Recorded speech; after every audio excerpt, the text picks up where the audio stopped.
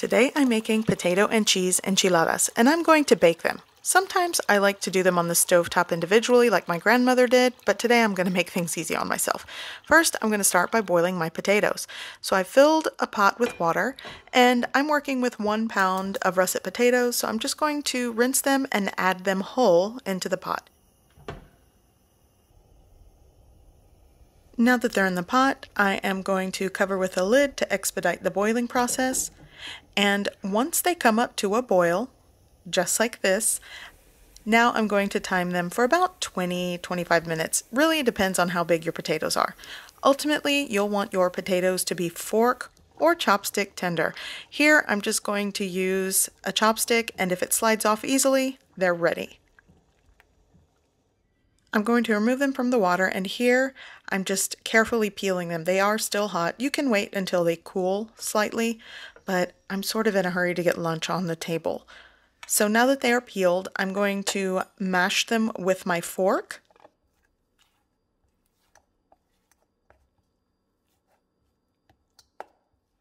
Now that they are all mashed, and they sort of are chunky, it's up to you really how smooth and creamy you want them. But I'm going to add some sauteed onion, and here I just sauteed them in a small pan. I added water to lift up some of the natural sugars that sort of char on the pan, and then you'll want to add it to your potatoes. I'll say the onions are optional. Here I'm adding a little bit of garlic powder, maybe a 1/4 teaspoon.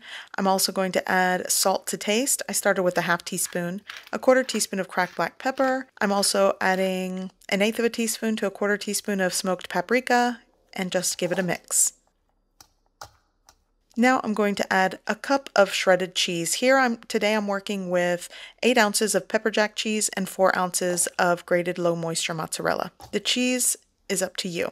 So my filling is ready, and here I have the rest of my cheese, which will top the enchiladas. And I've already prepped 14 corn tortillas. All I did was just add oil to my griddle and pass them through the oil quickly. You don't want to fry them, you just want them to be warmed through and pliable. This will help when you roll them out. And I'll be working with homemade enchilada sauce. This is more of a Tex-Mex style enchilada sauce. It's an enchilada gravy. You can also use a more traditional sauce, but the way I made this recipe is right out of my cookbook. Here are the list of ingredients. Go ahead and take a look at that. I'll also put it in the description below. So in a preheated pan over medium heat, I've added a 1/4 cup of cooking oil. Now I'm going to add a 1/4 cup of all-purpose flour, give it a mix, and let it cook for about 45 seconds to a minute. This is going to create a roux. Now I'm going to add my chili powder. This is a light chili powder blend, and the rest of my dry seasonings and spices. And just combine everything. Now I'm adding my chicken bouillon powder, give it a mix, and little by little I'm going to add cool to room temperature water.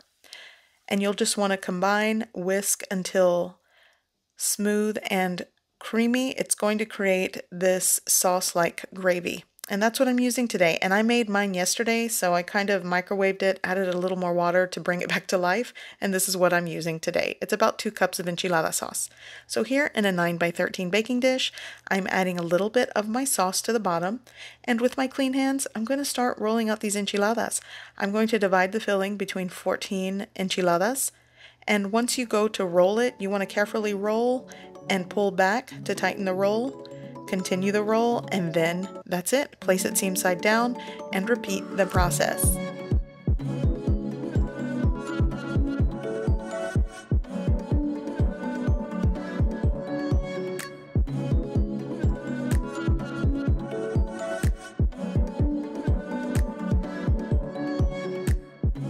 Now I'm going to pour over all of my sauce.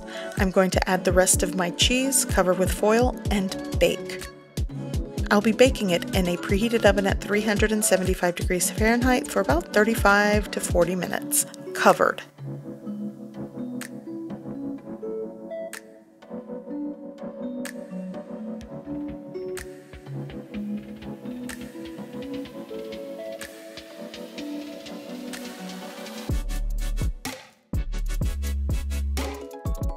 My enchiladas are done, so I'm going to carefully remove the foil, and you'll want to let them set for about 15 minutes before serving. And that's it. This is lunch, served with a side of Mexican-style rice, charro beans. It's so good.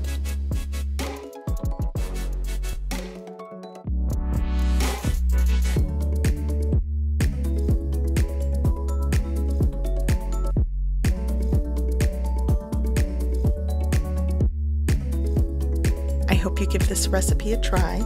I hope you like it, and thanks for watching!